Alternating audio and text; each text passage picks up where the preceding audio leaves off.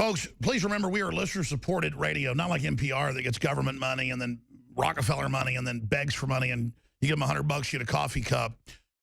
I think you give us like $8 to get a coffee cup. We make $4 on it. If it's a Hillary for President shirt or it's great nutraceutical products at InfoWarsStore.com or shortwave radio or non-GMO heirloom seeds for your garden, all of it's things at really good prices, some cases it beats out Amazon, and then the profit we make funds this operation. So it's a free will, free association, shop with the good guys situation. So thank you all for your support at InfoWarsLife.com, InfoWarsStore.com, or call toll-free 888-253-3139. And we do have the Living Defense anti-parasite formula back in stock after being sold out for 6 months. Unfortunately, it's selling so fast, it'll be gone at this rate by next week. So if you never took advantage of that, do that. Peter Schiff of Euro Pacific Capital. Instead of me asking the questions here in the 5 minutes we have left, you've got the floor. What's front and center for you?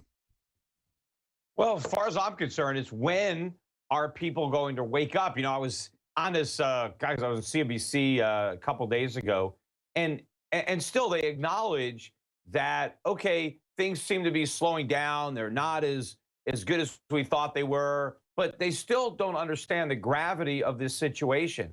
They still have no clue how much damage has been done to the U.S. economy these last 7 years. They still have confidence, have faith in the Federal Reserve, have faith in the dollar, believe everything is going to be okay. And they just think, well, we're at a little bump in the road. They don't realize that we've run out of road, or the road has now come to the end and we're going over a cliff.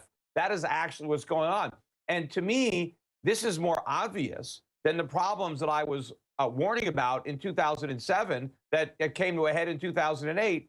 Yet all the people who were oblivious back then are equally clueless now. And to me, this should be even more obvious, especially since we just have that example of what happened in 2008 fresh in everybody's mind, even though it's still, 8 years ago. It's all the same people. They were here. They lived through it. It's not like they had to learn about it in a history book. This isn't like the Great Depression, where it's very easy for a revisionist textbook you learn the wrong thing. We experienced this ourselves, yet we're still not prepared for what's about to happen, which again is going to be much worse than the '08 financial crisis. And it's going to be a dollar crisis. It's going to ultimately be a sovereign debt crisis. And it's going to bring this whole bubble economy to its knees. And Americans are not going to be able to get away with this anymore. We can't just keep pretending we have a real economy. We just can't keep running trade deficits and borrowing money to pay for imported products. Meanwhile, we have a bunch of people who are pretending to work. 100 million people that don't work. Even pretending. Peter Schiff, okay, everything you said is totally true. 2 + 2 = 4. You've been absolutely right. Here's the rest of the story, as Paul Harvey would say. They're not going to follow common sense like you just said and stop pretending. I think they'll get even worse, nationalize things, start wars. I mean, historically, they'll make the wrong decisions to stay in power. So what do you expect them to do? I mean, look what they did in 2008. Make it worse, give themselves trillions. I expect them to make the wrong decisions until they can't do it anymore. I mean, eventually, the market won't give them any more rope. We will have hung ourselves on the rope we already had. So at some point, we're going to do the right thing. But my portfolio, what I'm doing with my clients, I'm betting that they keep doing the wrong thing because there's no indication they're going to do the right thing. So what are they going to do? They're just going to print more money. They're going to take interest rates down. These clowns are probably even going to try negative interest rates, even though they're not working in Europe and they're not working in Japan. They're dumb enough to do it because when it comes to central bankers, if one of your friends jumps off a bridge, well, you jump off the same bridge because everybody is doing it, so it must be the right thing to do. Lemmings, wow. And look, what you're doing with your bet is risky, but it's not. I mean, it's risky in that short term, it looks scary, but we know historically there's no way they can extend this forever, no matter how much voodoo they've got. I don't even think it looks scary in the short run because it's already unfolding. Yeah, right. The dollar is already going down. Gold is already going up. No, you're right. The Fed has said they're out of bullets. The Fed has admitted it isn't working.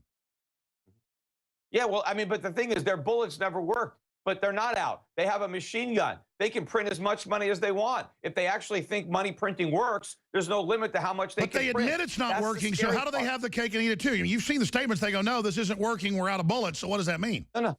They've never admitted that. They still believe their policies were a success. That's how clueless they are. They still believe that their policies... I've seen a few statements where they've admitted it's not working. I mean, I've seen some statements, but no, I mean, you're right. Then they kind of, like, out of one side, they go, this isn't working, but then out of the bullhorn, they say it is.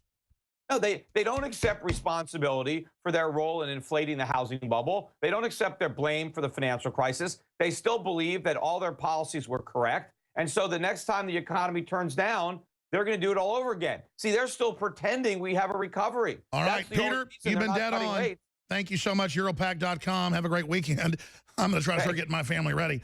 I tell you, he's back there in the green room. Tim Kennedy coming here to talk about economic collapse, preparedness, why we're really joining forces to try to get people rallied and awake.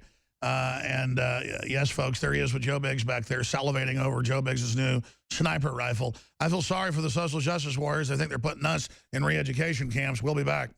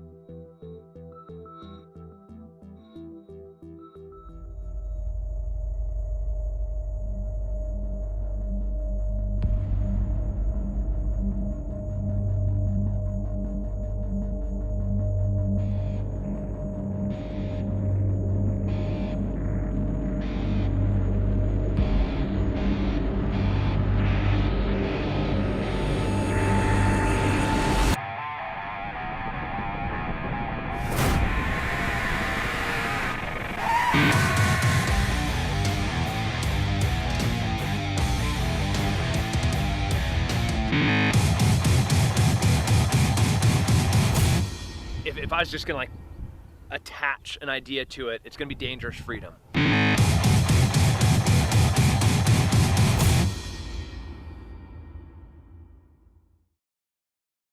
And don't tell me that I'm a weirdo because I'm upset about this. I'm just sick of dishonorable trash. Supreme Cobra Commander! You're failures! You think I'd sell my family out like you, dirtbag?